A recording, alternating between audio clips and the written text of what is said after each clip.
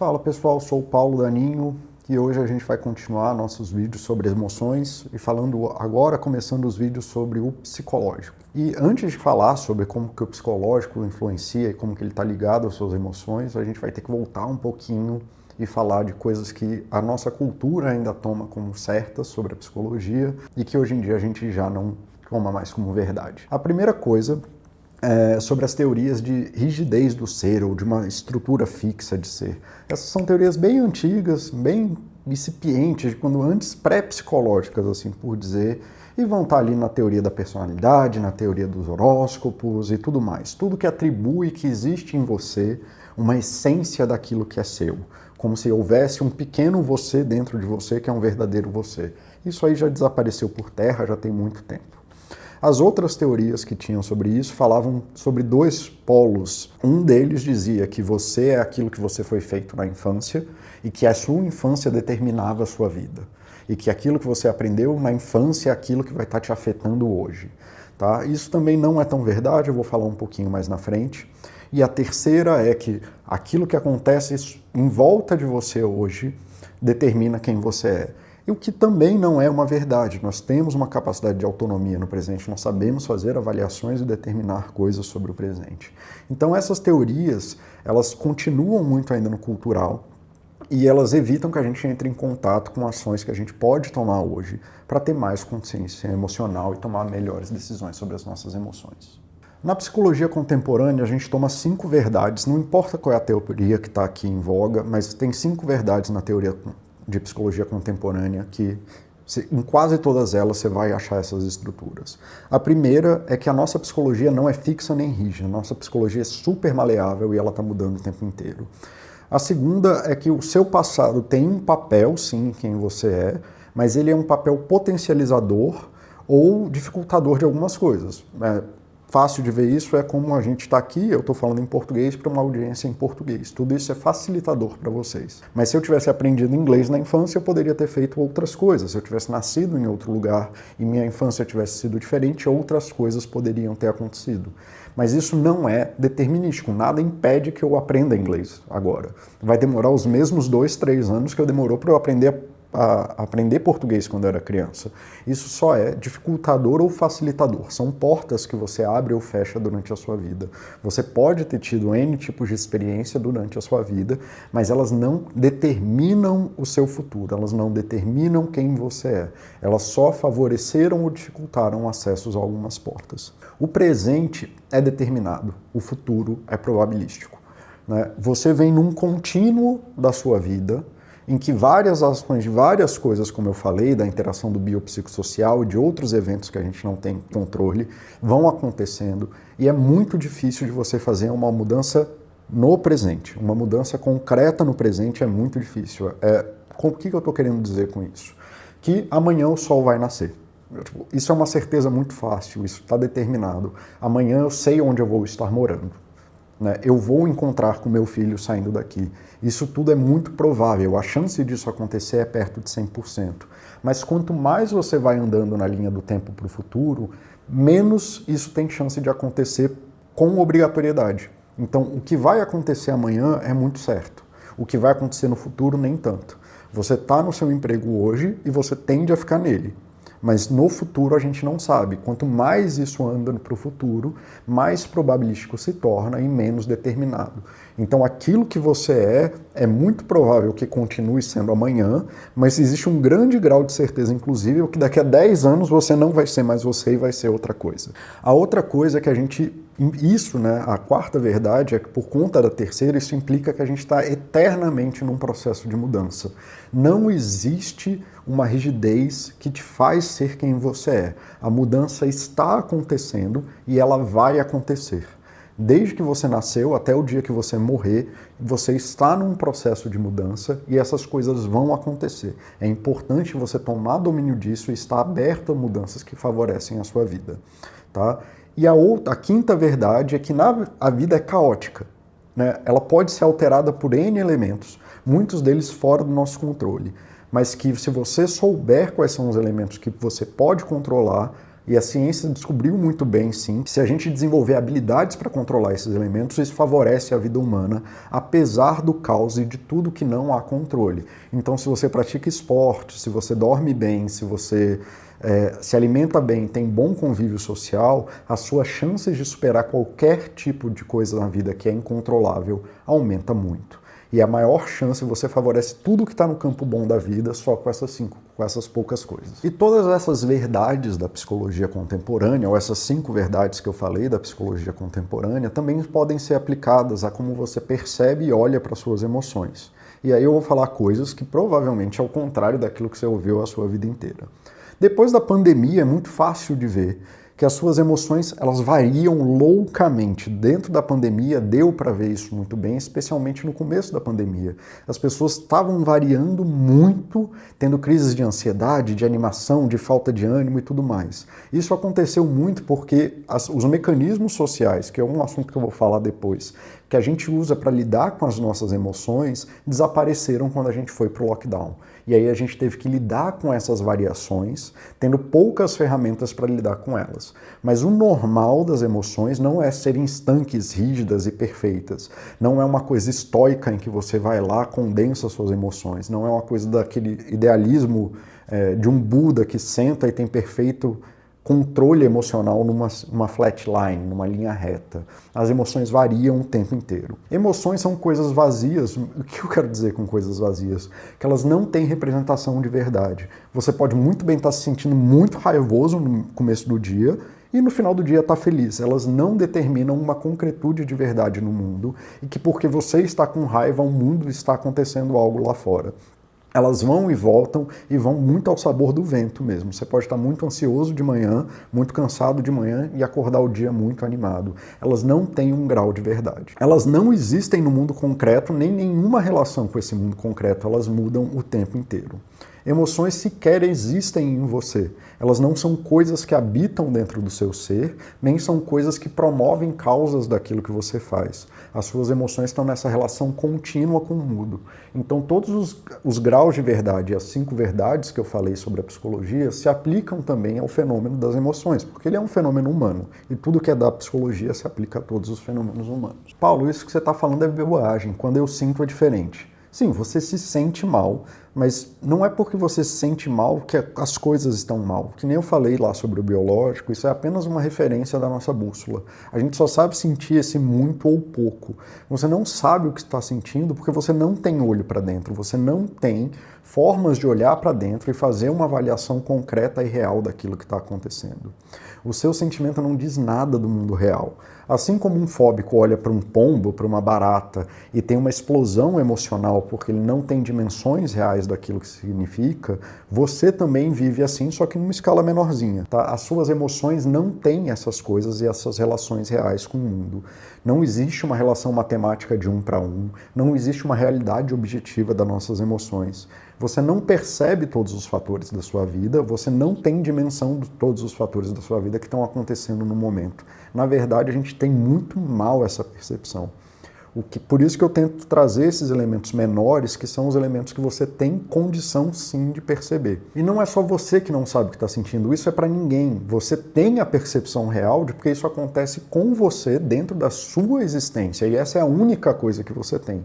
Mas isso não significa que isso seja verdade. A importância de entender isso é que você tem sim possibilidade de mudar como você se relaciona emocionalmente com o mundo.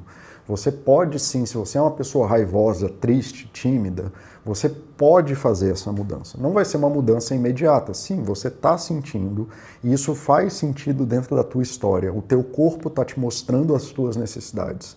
Você tem habilidades psicológicas, você pode mudar. Só não vai ser uma coisa que vai acontecer agora. Você passar por uma teoria estanque, ou passar por uma coisa de eu tenho uma personalidade assim, ou passar para justificativas de não, é porque as coisas são assim, ou atribuir ao mundo essas coisas, dificulta que você tome decisões direcionadas para aquilo que você pode de fato mudar. E você tem essa percepção porque as suas emoções, no sentido psicológico, elas contam das tuas habilidades de lidar com as situações. Se no nível biológico as tuas emoções estão tentando te direcionar para um lugar e tentando colocar teu corpo num estado de muito ou pouco para você acessar alguma coisa, no nível psicológico elas estão te dizendo quais são as habilidades que você tem para lidar com aquela coisa. Do mesmo jeito que você tem habilidades de falar português, que é uma coisa muito simples de ser feita, e a gente faz isso quase sem pensar, eu mesmo estou aqui falando há quase 2 horas e não tenho nenhum problema em falar isso, você vai ter a percepção de que a sua emoção é uma coisa natural para você. Igual quem fala português tem a sensação de que português é a linguagem natural do mundo. Mas se você nascesse em outro lugar, tivesse outra história, você ia fazer outra coisa. As suas emoções não são estanques, não tomem ela como estanque. Você pode mudar, assim como você pode aprender outra língua. E, na verdade, se você pensar nas emoções como uma linguagem, uma nova forma de se comunicar com o mundo, isso já vai favorecer muito que você aprenda mais sobre as emoções do que você tentar reificar, se você tentar transformá-las em coisas objetivas. Então, o que são as nossas emoções no sentido psicológico? Se no nível biológico elas eram as nossas necessidades, mais o nosso corpo flutuando, as nossas emoções no nível psicológico, elas dizem das nossas capacidades, das nossas habilidades e daquilo que a gente viveu. Elas dizem da nossa história, que é o que o psicológico ocupa. Alguém que é super comunicativo, super feliz e alegre e que tem muita necessidade ligada ao social, teve muitas dificuldades na pandemia. Ou se for mudar para uma cidade do interior, pode ter dificuldades. Ou se for migrar para algum lugar, pode ter sintomas de depressão. Isso significa que ela está deprimida? Não, significa que ela está com uma dificuldade para acessar as necessidades que ela estava tendo, né? Se ela é uma pessoa muito comunicativa em português, mas vai fazer uma viagem que não consegue se comunicar com ninguém, e ela precisa muito do social para dimensionar essas necessidades, talvez ela comece a passar por estresse, ansiedade, comece a ter sintomas depressivos. Uma pessoa que fala pouco e desenvolveu habilidades de se responsabilizar pela própria vida e tudo mais, às vezes imigra e é até mais fácil do que alguém que não tem tem essas habilidades sociais, alguém que precisa dos outros mediando. Uma modelo que depende do corpo para viver pode ter a crise de pânico porque está ficando grávida, porque não vai poder ou vai ter uma coisa que vai alterar como ela atinge as necessidades de reconhecimento, de dinheiro, do trabalho dela. E assim vai. Essa interação entre o biológico, como você é capaz de atender às suas necessidades, e aquilo que está disposto para você. E essa é a primeira configuração das relações entre as nossas emoções. Eu sou psicólogo, e essa é minha fonte de renda há muitos anos. Se eu não pudesse mais praticar psicologia, isso ia gerar um estresse na minha vida, porque eu ia perder algo que é muito importante das minhas habilidades. Se eu não pudesse mais falar, se eu não pudesse mais dar aula, não pudesse mais atender, isso ia me jogar num estado emocional, porque eu ia perder uma forma muito boa para mim e uma forma em que eu sou muito hábil de ter várias das minhas necessidades atendidas. E aí você começa a ver essas relações que estão acontecendo. Então, num primeiro lugar, né, tentando resumir aí, a gente tem as nossas necessidades, o nosso corpo tende a jogar a gente para estados de muito ou de pouco, e esses estados favorecem ou desfavorecem que a gente emita certos tipos de habilidade. E isso pode ajudar ou dificultar algumas coisas. Como assim, Paulo? Então pense em alguém que, historicamente, aprendeu a fazer muita força para resolver problemas. Problemas de trabalho, que seja. E é sempre assim, fazendo força, trabalhando por longas horas e trabalhando muito. Isso é o que a pessoa aprendeu a fazer na própria vida. E é assim que ela aprendeu a solucionar as necessidades do corpo. Então, o psicológico interage com o biológico. Quando essa pessoa tiver um problema, a tendência dela vai ser entrar em estados de muito. Mas e se ela tiver um problema para resolver que não se resolve com força? Tipo, filho. Filho não tem como resolver. Filho não é um problema a ser resolvido. Filho, você precisa ir ajudando ele no processo da vida. E um bebê se tornar uma criança demora 2 anos. Não há força que faça o bebê crescer. Mas se a única ferramenta que a pessoa tem é força, ela vai começar a imprimir força no filho. E à medida que isso não funciona, vai entrar num ciclo de frustração e esse pai vai ter uma tendência a sentir raiva, e cada vez mais raiva porque ele não desenvolveu outras habilidades para lidar com esse problema. Inclusive, essa é a coisa que meu filho mais me ensinou na vida. Eu era uma dessas pessoas que fazia força, e meu filho foi uma grande universidade de paciência para mim. Quem me ensinou a lidar com o mundo respeitando o tempo das coisas foi o meu filho. A questão de desenvolver habilidades que favoreçam emoções positivas ou negativas, ou a compreensão das emoções que a gente tem, é um negócio tão sério que muitas vezes eu consigo calar audiências inteiras só perguntando para eles 5 coisas que eles poderiam agradecer durante o dia. Muitos pacientes meus que têm sintomas depressivos ou até que estão em depressão, com um estado depressivo, eu pergunto para eles assim, me fala aí 2, 3 situações em que você sente-se bem ou sentiu-se bem antes de agradecer. E o que acontece é, nós temos uma habilidade muito boa em reclamar. Meus pacientes são capazes de fazer bíblias imensas sobre o sofrimento dele. Eu costumo dizer que os pacientes que mais me trazem angústia pelo sofrimento que eles têm, de eu saber que eles estão sofrendo, é quando eles começam com aquela coisa.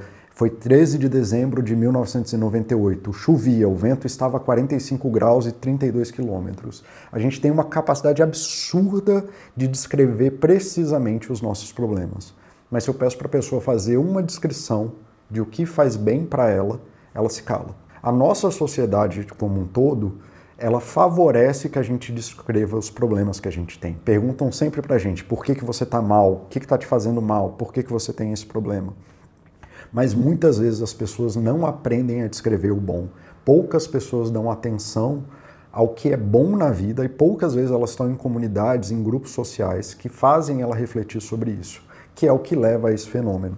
Então, muitas vezes a gente tem uma percepção de angústia, uma percepção de problemas, porque a gente só desenvolveu habilidades de solucionar problemas. A gente nunca desenvolveu habilidades de produzir o bem. A gente nunca desenvolveu e tomou o controle das habilidades de produzir o bem. E o que acontece na maioria das vezes e na maioria dos casos com os meus pacientes é eles tomam o bem como garantido. Eles acham que o bem é merecido porque eles nunca tomaram essa consciência e essa propriedade de que existem campos enormes de ações que eles podem tomar e muitas pessoas favorecendo esses campos de ações para produzir o bem-estar emocional. Então esse é um exemplo muito simples, que eu sei que vai acontecer com grande parte das pessoas que estão vendo esse vídeo, de tente refletir sobre 5 coisas que você pode agradecer no seu dia e 5 coisas que você pode fazer agora para produzir bem-estar. Você vai ver que isso é muito mais difícil do que reclamar. Para reclamar, você consegue escrever: meu chefe gritou comigo, a minha esposa fez isso, meu marido fez aquilo, meu filho pipipi popopó.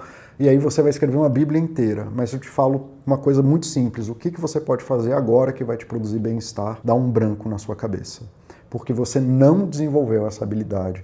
Você não, e sem perceber isso, porque você é cego para aquilo que acontece, para grande parte das coisas que acontecem, você deixa essas coisas passarem. Então um exercício muito simples para produzir bem-estar é se empoderar daquilo que faz bem a você. Quais são os mecanismos que fazem bem a você? Sair dessa ignorância emocional de que o bem deveria vir de graça, ele não vem, ele faz parte das coisas do mundo. Perceber quais são os bens de muito e de pouco, porque quando você está cansado não tem nada melhor do que ter um ambiente adequado para você descansar. E quando você está super agitado e quer produzir, se frustrar e se arrebentar num desafio novo, não tem nada melhor do que se jogar naquele desafio novo.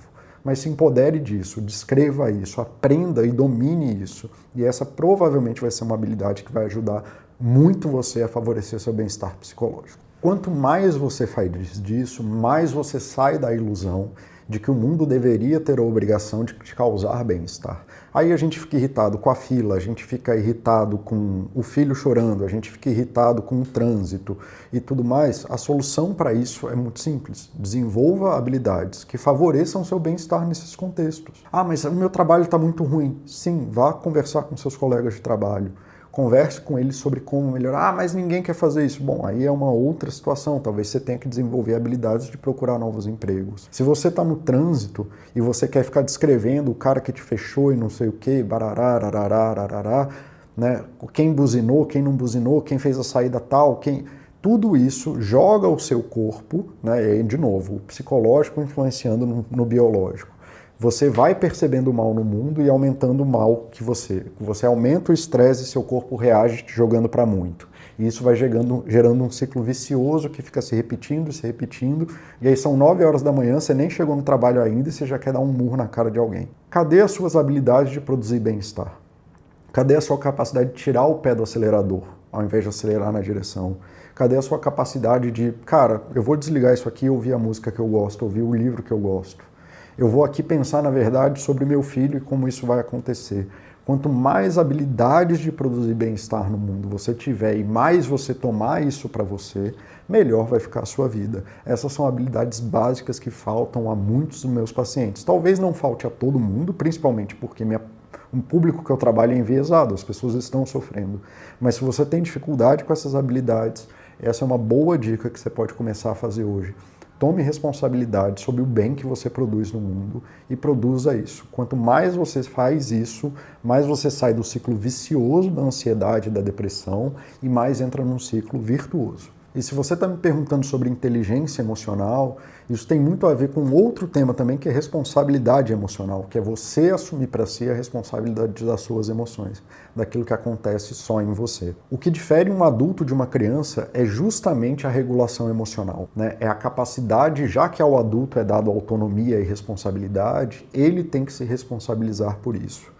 Ao ver um adulto descontrolado, agindo de uma forma errática, e agredindo, e gritando, e xingando, quem não tem responsabilidade de regulação emocional é esse adulto. A gente diz que ele está agindo como uma criança. Uma criança que bate num pai está agindo como uma criança. Uma criança que grita com o pai está agindo como uma criança. Um adulto que grita e bate numa criança está agindo como uma criança. Ele está abrindo mão de ser adulto e voltando ao estado onde ele não é capaz de lidar com as emoções dele. Mais uma vez, se você percebe esses fluxos de muito que te levam para lugares complicados, você não deve nem combater isso, nem assumir isso como verdade, nem dizer que isso é culpa do mundo.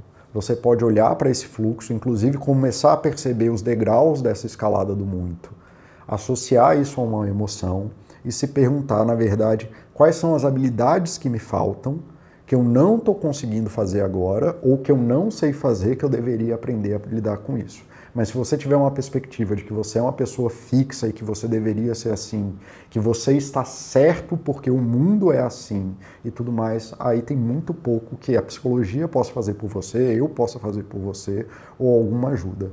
Mudar é a condição do mundo e você precisa mudar. Se você acha que você é a pessoa perfeita hoje, com, sei lá, 30, 40 anos, você tem mais 30, 40 anos pela frente. O que mais que você tem para aprender? É isso, não tem mais nada na sua vida para você. E isso é responsabilidade emocional, é você reconhecer que todo mundo tem vidas não vividas e que a gente tem coisas para aprender. E que a gente pode sim melhorar a nossa vida daqui para frente, desde que a gente assuma os caminhos que a gente quer. E aí, se você quer ser agressivo, se você quer xingar no trânsito, mas assume isso pra você, pelo menos aí você não vai ficar estressado depois. Aí você fala, eu sou irritado mesmo e segue, sabe? Você não vai chegar no trabalho e levar o estresse do trabalho pra lá.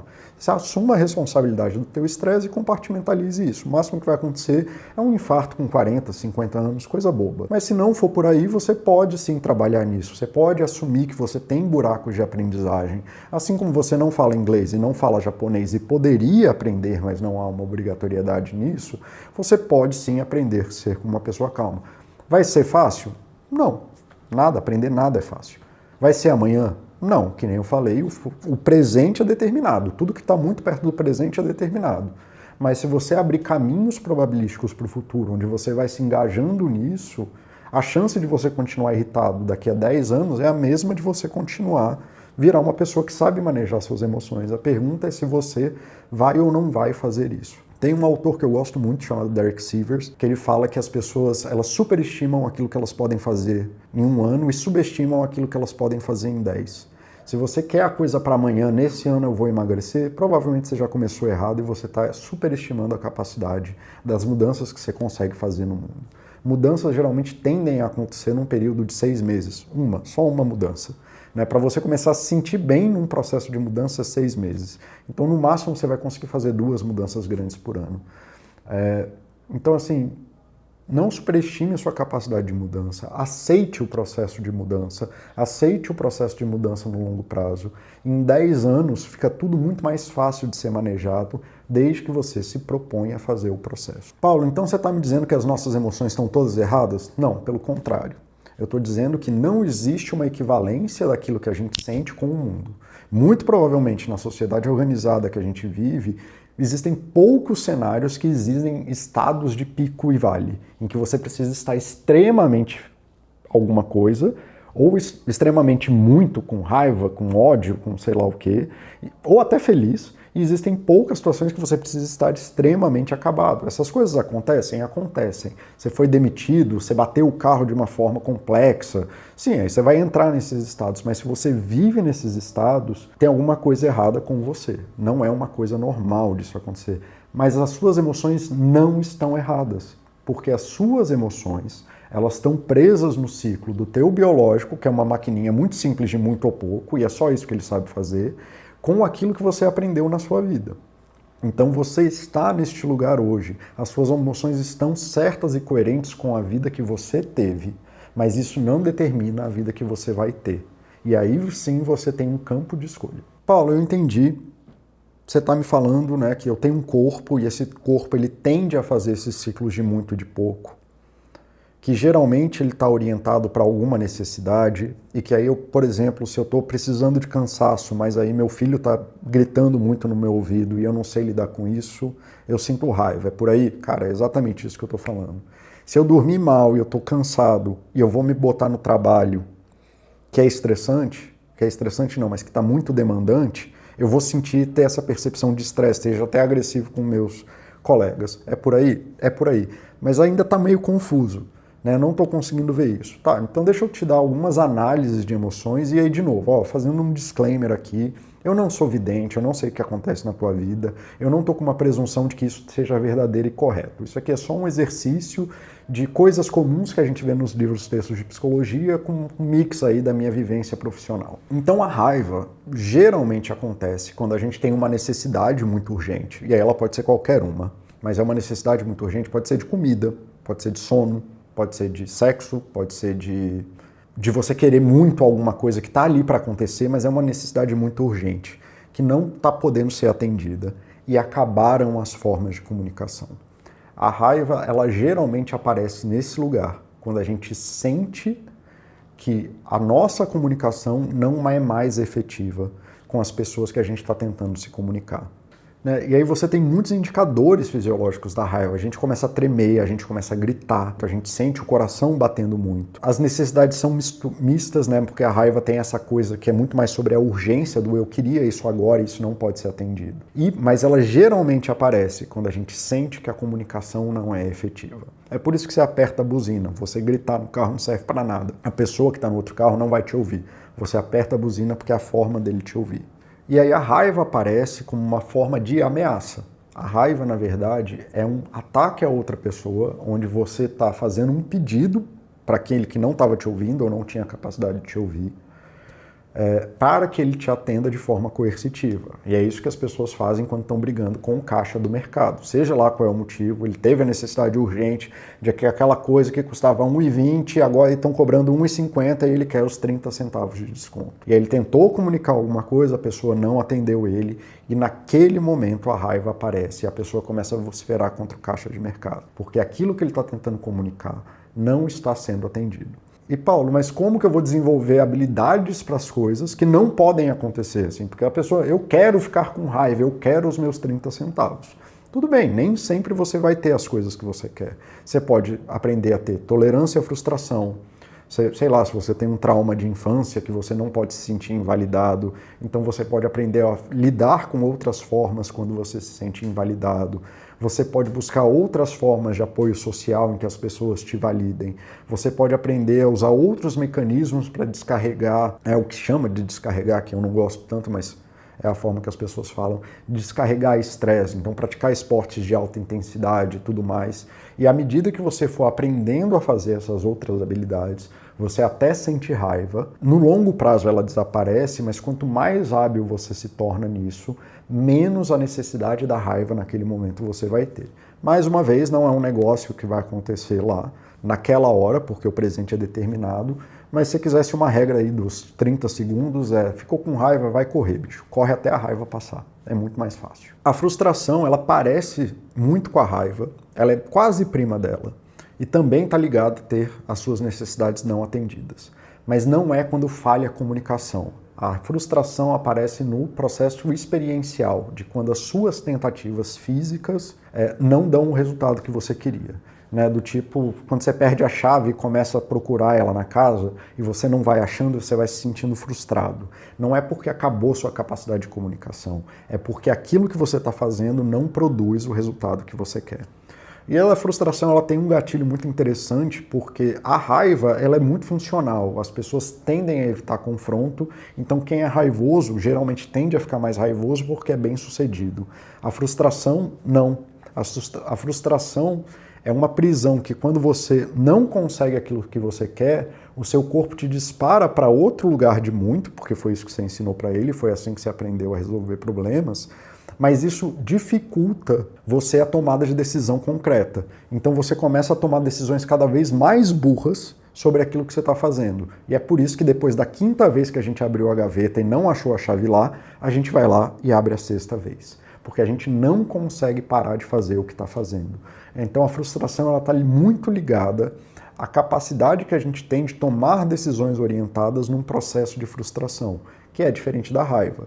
Então o que você precisa aprender a fazer para lidar com a frustração é aprender literalmente a se acalmar, respirar, tirar 10 minutos, escrever no papel, cara, qual é o problema que eu estou atacando? Quem é que pode me ajudar com esse problema? Você não está pedindo ajuda para alguém que poderia te ajudar. E talvez se a pessoa não te ajude, você até sinta raiva dela, mas aí é outra questão. E por aí vai. Então habilidades que ajudam a lidar com a frustração são mindfulness, habilidades de resolução de problema e apoio social. Mesmo que seja para ficar trancado em casa, é muito mais fácil chamar o chaveiro do que quebrar a porta. Uma outra coisa que as pessoas trazem muito para o consultório é o sentimento de nostalgia. E o sentimento de nostalgia está ligado muito às emoções de pouco interesse, pouca volição, pouca iniciativa. São as ações que ficam ali sempre num sombreamento de uma qualidade de vida. Elas falam que nada chega no muito, né? Trazendo esse esquema que eu estou querendo passar para vocês de muito e pouco, o que elas me dizem é: Paulo, eu estou sempre ali na linha e até sobe, mas nunca chega no muito, e sempre que eu olho para o passado parecia esse lugar mágico, idealizado e tudo mais. Geralmente o que você tem nessa hora, e geralmente o que acontece você tem as suas necessidades, ok? Você tem o seu corpo tentando te direcionar para essa coisa, e o que a pessoa não percebeu é que você teve uma quebra insidiosa da tua estrutura de vida. Então, quando a pessoa me fala da nostalgia, ela quase sempre volta para a coisa idealizada da infância, do colégio, da faculdade. Ela nunca volta para um lugar que era um negócio mais ou menos complexo. E, cara, é lógico que a coisa da infância é idealizada, porque na infância é quase que o pior momento da vida, você não tem autonomia para nada. Né? É óbvio que você sofria quando era criança, porque você não conseguia escolher nada. Tudo te era dado, não é que você tinha tudo, é que você não conseguia fazer escolhas. Isso causava sofrimento, por isso que crianças choram o tempo inteiro. Porque elas não sabem atingir as coisas que elas querem. E você está pensando sobre esse passado muito provavelmente porque você teve uma mudança grande na sua vida, em que as suas necessidades de forma geral quebraram, mas de forma insidiosa. Foi uma de cada vez, bem devagarzinho, e você está tendo dificuldade ou alto custo para chegar nos lugares que você queria. Então, isso acontece muito, especialmente com quem não tem noção do processo de mudança da vida. E achava que, por exemplo, ao me formar da faculdade eu vou ser feliz. Quando eu tiver aquele emprego eu vou ser feliz. Quando eu casar eu vou ser feliz. O que acontece não é que a pessoa tinha uma vida no passado que é ótima, é que ela idealizou uma vida no futuro, onde as coisas seriam perfeitas, mas nunca vão ser, porque as coisas não são perfeitas, o mundo é caótico e ele está em mudança o tempo inteiro. E aí ela não desenvolveu as habilidades de bem-estar, ela não se empoderou dos caminhos dela de produzir bem-estar, e aí o caos do mundo e as dificuldades da vida começaram a trazer dificuldades. E aí, poxa, mas aí eu vou ter que passar a minha vida inteira indo na academia? Vai, cara. Mas aí eu vou ter que trabalhar até os 60 anos, 70 anos, 80 anos? Vai, mas você tinha que ter escolhido um emprego bom para você, você tinha que ter escolhido um esporte bom para você. Ficar idealizando do passado não é a solução. É desenvolver habilidades de vida que permitam que você viva estresse bom. Né? Estresse pode ser bom, estresse é importante na vida. né? Mas estresses bons que te deem sentimento de conquista, sentimento de superação. Então é muito bom desenvolver propósitos de vida, alinhamento e mapeamento de valores, mapeamento de atividades de bem-estar. Tudo que eu falei no outro vídeo, que eu falava que as pessoas não se empoderam daquilo que é bom. E é isso que joga elas nesse sentimento de nostalgia. A culpa é uma emoção muito curiosa, porque a pergunta que as pessoas fazem na culpa é: qual é a punição que eu devo receber? As pessoas, quando estão se sentindo culpadas, elas querem receber o alívio, a resposta daquilo que elas fizeram errados, mas falando assim: me fala qual é o sofrimento que eu tenho que sofrer. E isso é muito engraçado, né? Isso tem muito a ver com a nossa história como cultura. Apesar de que a parte do social eu vou falar depois, mas isso está muito ligado a isso. E os indicadores são medo, pensamentos repetitivos, a coisa de sentir uma angústia permanente, de sentir uma angústia perene, né, que não vai embora, você está sempre ali, um sentimento de que as pessoas vão descobrir algo errado que você fez. Inclusive é daí que aparece essa narrativa de que eu preciso ser punido e eu queria saber qual é a minha punição, como se houvesse um juiz no mundo que fosse me punir naquele momento e aí agora pronto, eu tenho a minha culpa, eu sofri a minha pena e aí eu fui embora. Onde que estão as habilidades que a pessoa está precisando desenvolver aí? Então vamos lá, vamos pensar nesse esqueminha que eu estou falando. A pessoa está se sentindo em grau de ameaça, como se as pessoas fossem fazer algo contra ela. Ela tem uma percepção de ameaça e o corpo leva ela para os estados de muito. Quem está se sentindo ameaçado vai para os estados de muito. Quando ela vai nos estados de muito, começa essa coisa da agitação, dos pensamentos repetitivos, né, do coração batendo mais forte, do medo, uma sensação de medo que não vai embora. Mas quais são as habilidades? São pessoas que viveram ou vivem em sistemas punitivos, né? Que a coisa, sempre que você comete um erro, você toma uma nota vermelha. Se você quebrou um copo, seu pai grita com você. Se você erra alguma coisa no trabalho, existe um medo de você perder o emprego naquele momento. Então, essa coisa vem de você desenvolver habilidades de proteção em sistemas punitivos. Então, a interação do teu corpo, daquilo que você sabe com aquilo, a interação dos estados de muito e pouco com o seu corpo, com aquilo que você sabe fazer você entra em mecanismos de proteção e formas de proteção social e o seu corpo reage a isso produzindo estados de muito. Aí, mais uma vez, vai gerando a espiral. Você tende a se proteger e quer se proteger das pessoas descobrirem a verdade sobre você ou descobrirem o errado que você fez. E aí seu corpo te traz num estado de muito que aumenta a sua chance de perceber isso erroneamente na sociedade, né? Então todo mundo sabe, as pessoas do meu trabalho já sabem, o meu filho sabe que eu tô triste e eu não posso me mostrar, e aí vem a culpa, o meu filho sabe o meu marido sabe que eu gastei dinheiro, e você fica nesse ciclo. Você traz afastamento social, o seu corpo tenta se proteger da sociedade, que faz você se afastar mais, que faz você se perceber mais, e entrar mais estados de muito, e por aí vai para sempre. Quais são as habilidades que faltam? Faltam habilidades de autocompaixão, faltam habilidades de busca de grupos de apoio, faltam habilidades de comunicação, né? Talvez habilidades de relacionamento com outras pessoas, e por aí vai. Bom, eu dei alguns exemplos aqui sobre como que os nossos sentimentos não estão somente ligados nem ao nosso biológico, nem ao nosso psicológico, aquilo que a gente sabe fazer, mas como que isso funciona em fluxos de interação entre eles. Um bom exercício para você começar a trabalhar essa interação é a continuação do que eu falei, do exercício que eu falei quando eu estava falando sobre o biológico, né? O exercício do biológico era você começar a perceber as flutuações dos seus estados de muito, e tentar nomear ele em relação a uma necessidade. Então, eu estou muito cansado, talvez eu precise dormir. Eu estou muito estressado, talvez eu precise me acalmar. Eu estou muito feliz, e não é exatamente um problema, mas talvez eu deva buscar coisas que promovam mais felicidades. Eu estou com muita raiva, então calma aí, o que está acontecendo? É um estresse no trabalho. A próxima coisa é você começar a nomear esses indicadores, então você perceber que um tipo de pensamento, um tipo de alteração fisiológica, você começou a suar na mão, você começou a tremer, um tipo de frase repetitiva que você fala, esses são os indicadores que eu chamo. Então, você mapear esses indicadores. Quando eu estou com raiva, eu penso muito sobre isso. Quando eu estou com raiva, eu ajo muito dessa forma. Quando eu estou com raiva, eu tendo a fazer tais e tais coisas.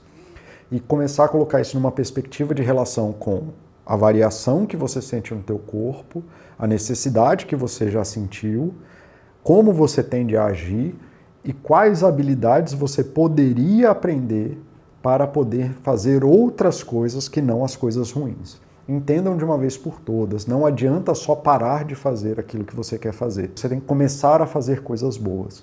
Destruir o mal não provoca o bem.